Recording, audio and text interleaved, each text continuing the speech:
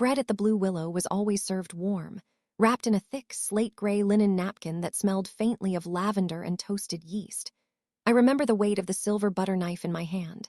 It was heavy, perfectly balanced, the kind of cutlery that makes you feel like nothing bad can happen to you in a room that costs this much. I was watching a bead of condensation crawl down the side of my wine glass, tracking its slow, jagged path toward the white tablecloth. Across from me, Mark was laughing. He had that specific, easy laugh that had anchored my world for 15 years. A warm, mahogany sound that suggested safety, stability, and a future that had already been paid for in full. I took a bite of the sourdough. It was crusty, salt-flecked, and perfect, but as I swallowed, it felt like I was eating dry wool. My stomach had been a tight, cold knot for 3 hours, a physical manifestation of a glitch I couldn't name. And then he reached into his breast pocket. He didn't pull out the diamond tennis bracelet I had secretly seen on the credit card statement 3 weeks ago. He pulled out a plain, white, letter-sized envelope. He slid it across the table, his fingers lingering on the paper for just a second too long. "Happy anniversary, Soph," he said. His voice didn't tremble. His eyes, those clear, slate-blue eyes I'd looked into every morning for half my life, didn't blink. I opened it. I expected a cruise itinerary. I expected a deed to a vacation home. But as I pulled out the glossy, high-resolution photographs and the bank ledger printed on thermal paper, the air in the restaurant suddenly vanished. The smell of the roasted duck, the sound of the soft jazz, the hum of the elite suburban elite, it all turned into a deafening, high-pitched roar. My life didn't flash before my eyes. It curdled. In the time it took to flip to the second page, the man sitting across from me didn't just become a stranger. He became a ghost. And the woman I had been, the one who believed in the bread, the wine, and the perfect marriage, died right there, somewhere between the appetizer and the main course. We lived in a house that was featured in a regional design magazine in 2022. It was a contemporary farmhouse, a term that always felt like a contradiction to me, but Mark loved it. He was a civil engineer, a man who believed that if you used the right materials and followed the stress test data, things would hold. He applied that logic to everything: our lawn, our retirement accounts, and our marriage. Our life was a series of beautifully curated textures: the rough-hewn oak of the kitchen island, the cool, honed marble of the backsplash, the 600-thread count Egyptian cotton sheets that I ironed every Sunday afternoon because Mark liked the way they felt crisp against his skin. I spent my days as the director of operations for our family. I managed the landscape crews, the pool maintenance, the social calendar, and the delicate emotional ecosystem of our 2 teenage daughters. I was 40, and I was, by all societal standards, winning. I remember the Tuesday before the anniversary. I was sitting in my car, a white SUV that smelled of new car scent and the expensive almond milk lattes I drank to keep my energy up. I was waiting for our youngest, Maya, to finish her violin lesson. The afternoon sun was hitting the dashboard, highlighting the tiny grains of dust I'd missed with the microfiber cloth. I found myself staring at a woman walking her dog across the street. She was wearing mismatched sweatpants and a t-shirt with a bleach stain on the shoulder. She looked tired. She looked messy. And I felt a sudden, sharp pang of envy that made my chest ache. I thought, she doesn't have to keep the edges aligned. She isn't performing. She isn't a brand. Then I immediately felt the familiar cold wash of guilt. Sophia, shut up, I told myself. You have a husband who comes home at 6:15 every night. You have a man who still looks at you with admiration. You have the life people pray for. I adjusted my rearview mirror and touched the gold necklace Mark had given me for my 38th birthday. I was the keeper of the blueprint. I was the one who ensured there were no cracks in the foundation. But the cracks were there. They were microscopic, invisible to everyone but the woman who lived inside the structure. It was the way Mark started leaving his phone face down on the nightstand. A small gesture, but in a 15-year marriage, a change in the topography of the room is like an earthquake. It was the way he began taking his morning coffee in the home office instead of at the island with me. It was the smell of his skin when he came home from the gym. Not the salt-and-iron scent of a man who'd been on a treadmill, but a faint, synthetic sweetness, like a cheap floral perfume masked by a heavy dose of expensive cologne. "You're working too hard, Mark," I'd said a month ago as he stood by the window, his back to me. He was wearing his charcoal suit, the one that made him look like a titan of industry. "The bridge project in the city is over budget, Soph," he replied, his voice flat. "The stress test results came back shaky. I'm just trying to keep it from collapsing." I walked up behind him and put my hands on his shoulders. He didn't pull away, but he didn't lean in either.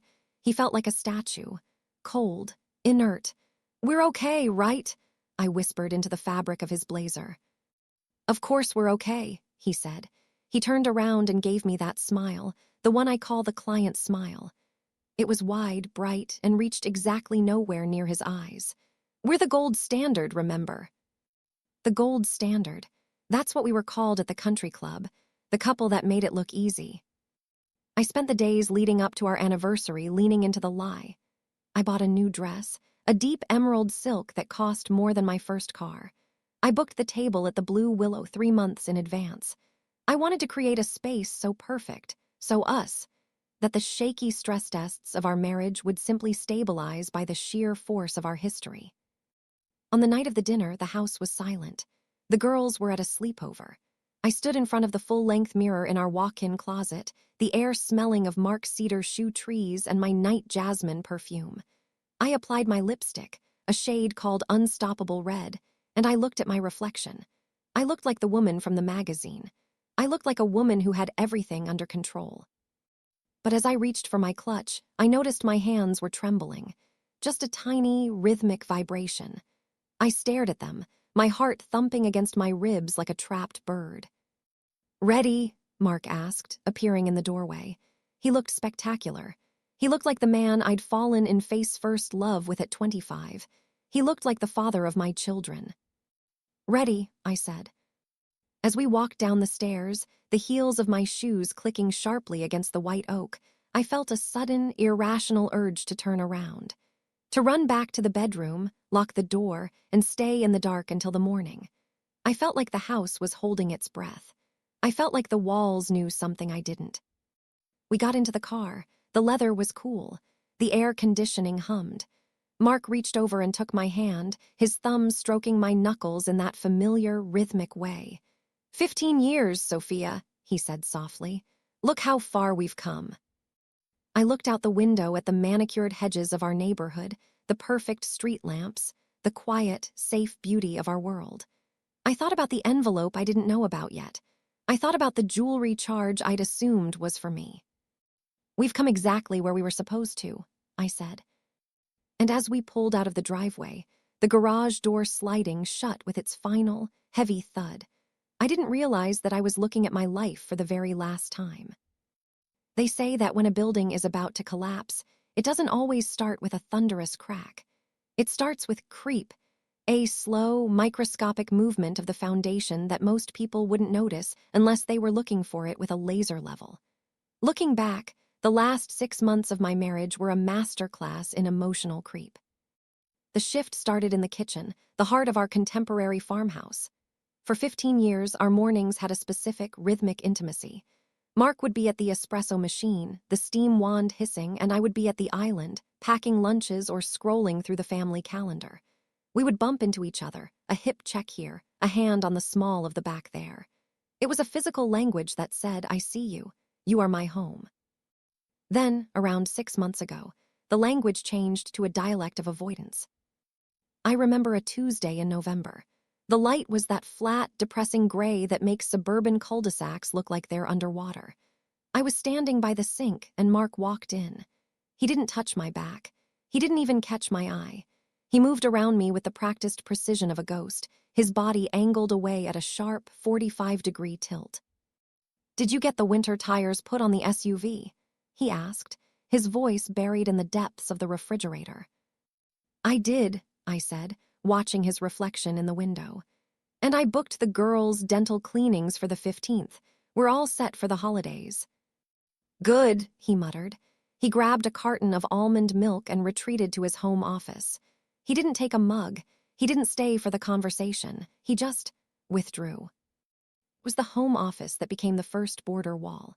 Mark had always been a hard worker, but suddenly the office door, a heavy frosted glass thing we'd chosen for its modern aesthetic, was closed more often than it was open. I would walk past it in the evenings, carrying a basket of laundry or a stack of mail, and I'd hear the low, rhythmic hum of his voice. He wasn't on a conference call. The cadence was too soft, too intimate. It was the sound of a man sharing a secret, not a project update. I'd stand there in the hallway, the smell of the dryer sheets clinging to the warm clothes in my arms, and my skin would crawl. My intuition, that sharp, serrated edge I'd spent a decade dulling with wine and yoga, was screaming at me. Something is wrong, Sophia. The air in this house is getting thinner. But I did what good wives in Willow Creek do.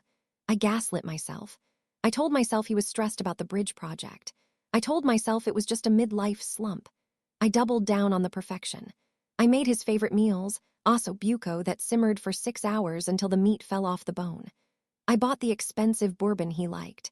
I made sure the house was a sanctuary of silence and order when he emerged from that office. The physical distance was followed by a chilling of the internal monologue. We stopped talking about the future. We stopped laughing at the private jokes that had been the glue of our 20s. Conversations became purely transactional, logistics, schedules, finances. We were running a high-end corporation called the Miller family, but the shareholders were miserable. Then came the gym phase. Mark, who had historically considered a brisk walk to the mailbox as exercise, suddenly joined an elite CrossFit box in the city. He started coming home at 8:00 p.m., his skin glowing with sweat, his eyes bright with an adrenaline I hadn't seen in years. "It's the stress, Soph," he'd say, peeling off his moisture-wicking shirt. "I need the endorphins to clear my head." But he didn't smell like a gym. Have you ever smelled a man who has actually spent 2 hours lifting heavy iron? He smells like salt, musk, and exertion. Mark smelled like a department store fragrance counter. He smelled like ocean breeze and sandalwood, a scent that lingered in the hallway long after he'd gone to shower. One night while he was in the shower, his phone buzzed on the nightstand. Usually we were an open book couple. I knew his passcode, he knew mine. But when I reached for it, my heart hammering against my ribs, I saw the screen. It was a notification from an encrypted messaging app I didn't recognize. No name, just a string of characters and the preview. "I can't wait for Tuesday." I froze. The steam from the shower was billowing out of the bathroom, smelling of the expensive cedar body wash I'd bought him for Father's Day. "Everything okay out there, Soph?" His voice called out over the spray of the water. "Fine," I shouted back, my voice cracking like dry wood. "Just checking the time." I put the phone back exactly where it had been, aligned to the millimeter with the edge of the nightstand. I sat on the edge of the bed and looked at my hands. They were shaking so violently I had to tuck them under my thighs. I told myself it was a work thing. I told myself Tuesday was the day of the bridge inspection. I lied to myself because the truth was a fire I wasn't ready to walk into. The 6-month chill reached its peak 3 weeks before our anniversary. I was checking our joint credit card statement to reconcile the month's expenses, a task I'd done for 15 years. There it was, a charge for $4,200 at Levian Jewelers. A warmth flooded my chest. "Oh, Sophia," I thought, tears pricking my eyes. "You've been so paranoid. You've been so cruel. He's buying you a gift. He's trying to bridge the gap." I spent the next 2 weeks in a state of manic relief. I was extra kind. I was extra patient. I looked at him across the dinner table and saw the man I loved again, simply because I believed he was keeping a beautiful secret for me. I didn't look for the phone anymore. I didn't smell his collars. I threw myself into the preparations for the anniversary dinner at the Blue Willow. I wanted to be the woman who deserved a $4,000 bracelet. I wanted to be the woman who was worth the effort of 15 years. I didn't realize that the jewelry wasn't a bridge. It was a goodbye. I didn't realize that the chill wasn't a phase. It was the onset of a permanent winter. And as I sat in the car on the way to the restaurant, feeling the silk of my dress against my legs and the weight of my own expectation, I was the only person in that vehicle who believed we were going to celebrate a marriage. Mark knew we were going to a funeral. The Blue Willow was the kind of restaurant where the lighting was designed to make everyone look 10 years younger and 20% wealthier. It was tucked away in a restored 1920s bank building, all soaring ceilings, velvet banquettes the color of a midnight sky, and a hum of conversation that sounded like money moving through silk. It had been our place since the year David was promoted to senior partner. We had celebrated birthdays there, the end of the girls' orthodontic bills, and every anniversary for a decade. The maitre d', a man named Julian who knew exactly how Mark liked his martinis, swept us toward table 14, the anniversary table, by the tall, arched window overlooking the town square. "Happy 15th, Mr. and Mrs. Miller," Julian said, his voice a polished baritone. "A truly remarkable milestone." "Thank you, Julian," Mark said, his voice steady as he pulled out my chair. As I sat down, the emerald silk of my dress hissed against the velvet. I felt a momentary surge of that old suburban power. I looked at Mark as he sat across from me. In the candlelight, the shadows under his eyes were gone. He looked relaxed. He looked like the architect of my life. "You look beautiful, Sophia," he said, opening his menu. "Thank you," I replied, reaching for the wine list just to have something to hold. "I was thinking about our 5th anniversary. Remember, we came here and Maya had that fever, and we spent the whole dinner checking our phones every 5 minutes." Mark smiled, but it was a thin, fleeting thing. "I remember, we were so high-strung back then." "And now we're the gold standard," I joked, though the words felt heavy in my mouth. The waiter arrived, and we went through the ritual. The martini for him, extra cold, 3 olives, a glass of vintage Sancerre for me. Then the bread arrived, the warm sourdough wrapped in that slate-gray linen. I broke a piece off, the crust crackling like a secret being whispered. I watched Mark take a sip of his drink. He didn't look like a man about to commit a murder. He looked like a man who had just finished a very long, successful day. We talked, or rather, we performed talk. We discussed the girls, summer camp options. We discussed the leaking gutter on the north side of the house. We discussed the upcoming fundraiser for the library. It was a masterpiece of superficiality. Every word was a brick in a wall we were building right there on top of the white linen tablecloth. I kept waiting for the moment. Every time he shifted in his seat, every time he reached into his jacket for his phone, my heart would leap into my throat. Is this it? Is he going to give me the bracelet now? Will he tell me he's sorry for being distant? I had the surprise face practiced and ready. I was prepared to be the forgiving wife, the woman who would accept the jewelry as a peace offering and never mention the ocean breeze scent again. The appetizers came and went, seared scallops that tasted like sea salt and butter, though I could barely swallow them. The main course arrived, the roasted duck I'd been dreaming of, but the air in the restaurant was starting to feel heavy. It felt like the atmospheric pressure was dropping right before a tornado. Mark was unusually quiet during the main course. He was staring out the window at the town square, where the fairy lights were twinkling in the trees. "Mark," I said softly. He turned his gaze back to me. For a split second, the client's smile slipped. I saw something in his eyes that made the blood in my veins turn to slush. It wasn't guilt. It wasn't even sadness. It was a profound, clinical detachment. It was the look an engineer gives a bridge right before the controlled demolition begins.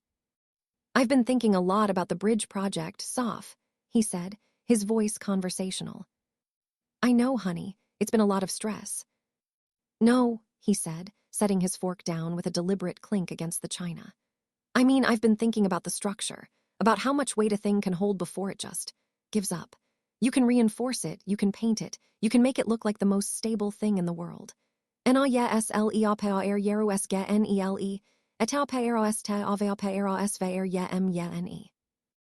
My hand flew to the gold necklace at my throat. "Mark, you're scaring me. Why are we talking about engineering right now? It's our anniversary." "Because I realized I'm tired of reinforcing things, Sophia," he said. He didn't look away, he didn't blink. He reached into the inner breast pocket of his charcoal blazer. My heart hammered. This is it, the jewelry box, the bracelet. But his hand didn't come out with a velvet box. It came out with a plain, white, letter-sized envelope. It looked startlingly cheap against the luxury of the table. It was slightly wrinkled at the edges. He didn't hand it to me. He slid it across the white tablecloth, past the half-empty wine glasses and the crumbs of the sourdough. It moved slowly, a white rectangle of doom cutting through the perfect evening. "Happy anniversary, Soph," he said again. I looked at the envelope. I looked at him. The jazz music in the background seemed to swell, a chaotic discordance of trumpets and drums. The smell of the lavender-scented napkins suddenly felt nauseatingly sweet. "What is this?" I asked, my voice a whisper. "Is it the cruise? Did you book the Mediterranean trip?" "Open it," he said. I picked it up. The paper felt cold. I tucked my finger under the flap and tore it. The sound of the paper ripping was the loudest thing I had ever heard. I pulled out a stack of papers. At first, I didn't understand what I was looking at. There were glossy, high-resolution photographs. I saw a house, not our house. A small, modern cottage in a town 2 hours away. I saw a woman I didn't recognize, blonde, younger, wearing a sundress I had seen in a boutique and thought was too youthful for me. Then I saw Mark. In the photos, he was holding a child. A little boy, maybe 3 years old, with Mark's unmistakable slate blue eyes and that same, easy laugh. I flipped to the next page. It was a bank ledger. A separate account, one I had never seen. It showed the $4,200 charge at Levian Jewelers. And then I saw the next line, a monthly mortgage payment for the cottage, for 3 years. The world didn't tilt. It simply vanished. I felt the air leave my lungs as if someone had physically reached into my chest and squeezed them dry. The blue willow, the emerald silk, the 15 years of the gold standard. It all dissolved into a pile of gray ash. I looked at the man across from me, and for the first time in my life, I didn't see my husband. I saw a stranger who had been playing a role in a play I didn't know was a tragedy. "Who is he, Mark?" I asked. My voice didn't sound like mine. It was thin and brittle, the voice of a woman who had just been vaporized. "His name is Leo," Mark said. He took a sip of his martini, the ice clinking against the glass with terrifying normalcy. "And I think it's time we stop pretending the bridge is still standing." There is a specific kind of silence that follows the detonation of a life. It isn't quiet, it's a roar of absence. At table 14, while the rest of the restaurant continued its ballet of clinking silverware and polite laughter, my entire reality was being dismantled, piece by piece, by a few sheets of paper and the calm voice of a man I realized I had never actually known. "Leo," I repeated. The name felt like a jagged piece of glass in my mouth. "He's 3, Mark. He's 3 years old." I looked at the photograph again. The boy was wearing a tiny denim jacket. He was reaching up to touch Mark's face, and Mark, my Mark, the man who measured his life in millimeters, was looking at him with a raw, unprotected adoration I hadn't seen directed at our own daughters in a decade. 3 years, I whispered, the math finally hitting me like a physical blow. While I was decorating the mudroom, while we were picking out the perfect stone for the patio, while I was sitting in my car waiting for the garage door to open, feeling guilty for being unhappy. You were building a second life. "I didn't plan it, Sophia," Mark said. He didn't look down.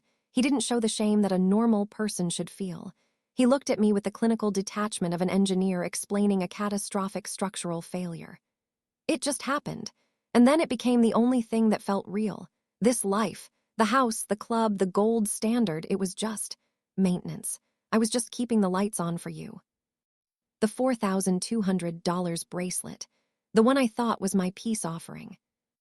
"The jewelry," I said, my voice rising, a sharp, ugly edge cutting through the jazz music. "The charge on the credit card, it wasn't for me." "It was for her birthday," he said simply. "Her name is Alina. She's an architectural photographer. We met on the City Bridge project. She sees the world for what it actually is, Sophia, not for how it looks in a magazine." That was the twist of the knife. It wasn't just that he had cheated. It was that he had judged me for the very perfection he had demanded I maintain. I was the one who ironed the sheets. I was the one who curated the contemporary farmhouse because I thought that's what made him love me. I had turned myself into a museum curator for a ghost. I looked at the table. The roasted duck was getting cold, the fat congealing into a dull, white film. The Sansera in my glass looked like liquid gold, but when I took a desperate sip, it tasted like battery acid. "Why today?" I asked, my voice trembling now, the unstoppable red lipstick feeling like a brand on my face. Why on our 15th anniversary? Why at our favorite restaurant? Mark leaned forward, his charcoal suit jacket tightening over his shoulders. Because I wanted you to see that even here, in the place you love the most, the foundation is gone. I wanted you to have the facts, Sophia. I'm an engineer. I don't believe in slow leaks.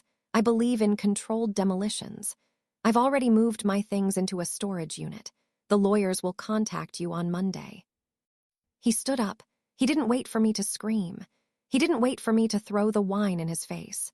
He reached into his wallet, pulled out $200 bills, and laid them neatly on the table next to the sourdough bread. The car is outside. I've called an Uber for myself, he said. The house is yours for now. Tell the girls I'll call them tomorrow. And then he walked away. I watched his back, the broad, confident shoulders of the man I'd loved since I was 25, as he moved through the restaurant. He stopped to nod at Julian at the front desk. He looked like a man who had just finished a very successful business meeting. I sat there, alone at table 14, clutching the envelope. The glossy photos were starting to curl from the heat of the candle on the table. People were starting to notice. The couple at the next table, a young pair, probably on their first anniversary, looked away quickly when our eyes met. I felt the emerald silk of my dress. It felt like a shroud. I looked at the bread. The gray linen napkin was still there, warm and inviting. Everything around me was still perfect. The lights were still low. The jazz was still playing. The wine was still expensive. But the Sophia, who had walked into this restaurant an hour ago, was dead. I stood up. My legs felt like they were made of water. I didn't grab my clutch. I just gripped the envelope. I walked through the dining room, my heels clicking like a countdown on the hardwood floors. I saw Julian's face, his expression shifting from professional warmth to a mask of horrified pity as he saw my eyes. Mrs. Miller, is everything? I didn't answer. I pushed through the heavy, soundproof oak doors and out into the night. The air outside was freezing, a sharp November wind that tore through my silk dress and bit into my skin. I stood on the sidewalk of the town square, the fairy lights in the trees looking like blurred, jagged sparks. I looked at our white SUV parked under a street lamp. It looked like a tombstone. I didn't go to the car. I walked to the edge of the sidewalk and I vomited, a violent physical purging of the sourdough, the wine, and the 15 years of lies I'd swallowed. I stood there, wiping my mouth with the back of my hand, the emerald silk of my sleeve stained with the mess of my reality. I looked up at the sky. It was black and empty. The gold standard was gone. The blueprint was ash. I was 40 years old, my husband was a stranger, and I was standing in the middle of a perfect town, realizing that I had no idea who lived inside my skin. I pulled out my phone. My fingers were blue with cold. I didn't call my mother. I didn't call my sister. I opened my camera, turned it toward myself, makeup smeared, hair wind-blown, eyes haunted, and I took a photo. Remember this, I thought. This is the sound of the bridge falling. I walked to the SUV, got into the driver's seat, and sat in the dark. I didn't start the engine. I just held the envelope against my chest and listened to the silence. It wasn't the beige silence of the suburbs anymore. It was the silence of a vacuum.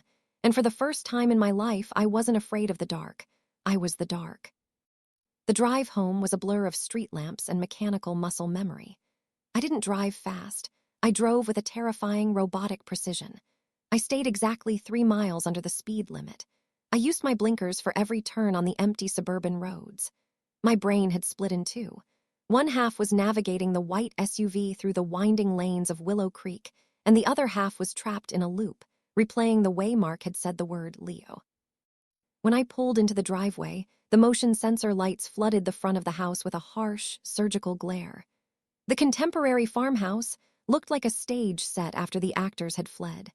I pressed the button on the visor, and the garage door groaned open, that same heavy, rhythmic sound that used to signal safety. Now it sounded like the jaws of a trap.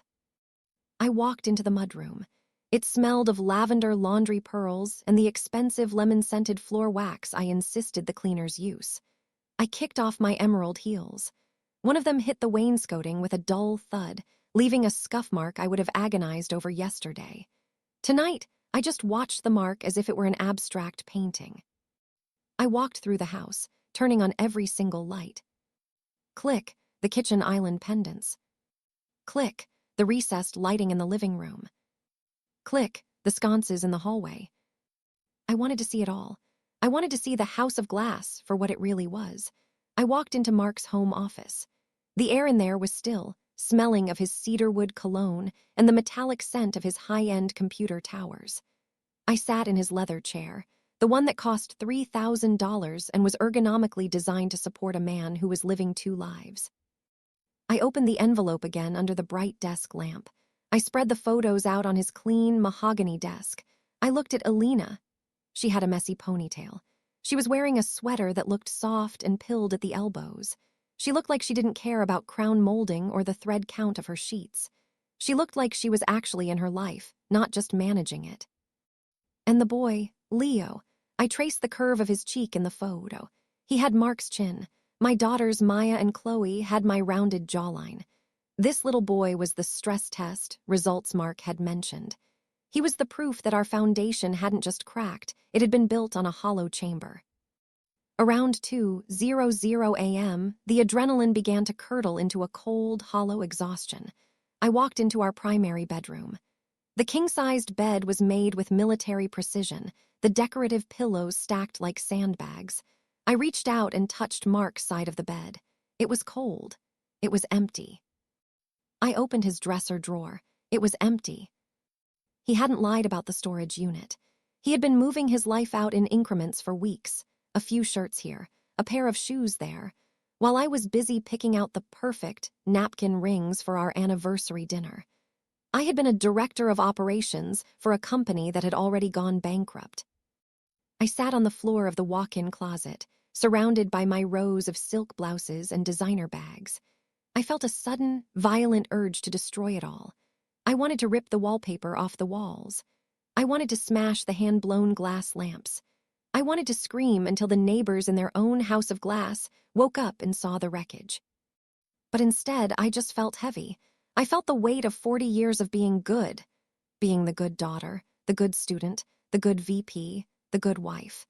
I had spent my entire life trying to be the gold standard, and the prize was a white envelope and a husband who didn't even care enough to argue with me.